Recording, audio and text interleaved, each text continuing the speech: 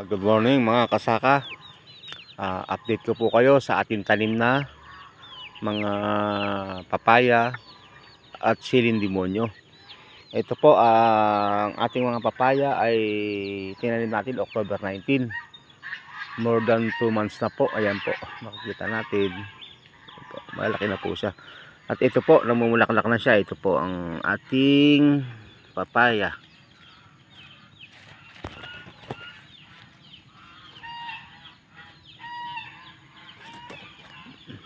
Nagpo-produce na po siya ng bulaklak. Makita po ninyo, ganyan po siya kalalaki. At yan po ang ating wild spinach. Hindi ko po pinapatayan para mapagkunan natin ng ating igugulay. Napakaganda po niya sa mga babae dahil po ito ay anti-cancer. Ito pong colitis na lalaki. Ito naman po ang ating siling demonyo na naka-intercrop po. Makikita natin, ayan po. Medyo malalaki na rin po siya. Ayan po siya. Ayan po ang siling demonyo.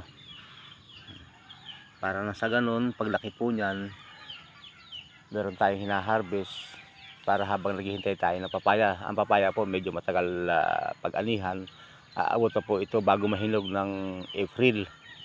Pero January may bunga na po yan yung ating mga papaya. Ayan po. Mga kasaka. Makita ninyo kung paano namin tinanim to, nakakaplat po siya. Kahapon nagamas po kami, nilinis namin yung mga puno ng sili dahil natakloban na po ng damo. Na napakaganda po ng siling demonyo. Nakaano po siya sa hanay ng sa hanay po ng papaya. Left and right po may mga tanim na siling demonyo po yan. Ayan po. Ayan po, nakita natin. Ang ganda po ng paglaki niya. Dahil noong isang araw inulan po tayo. Kaya nakatipid po tayo sa patubig. At napakaganda po sa halaman. Ito naman po ang alokbati po yan. Anti-cancer din po yan, alokbati. Parehas po siya ng ng colitis. Yan po mga kasaka. Yan po naman aking bang alaga. Kahit saan po ako pumunta, kasama ko po yan. Ayan po sila.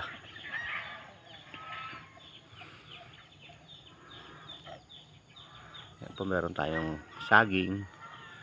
Ayan po ang ating farm mga kasaka. Meron tayong malunggay naman po na nakatanim sa sa tabihan po ng ating halamanan para lahat po ng open space ay pakilabangan natin.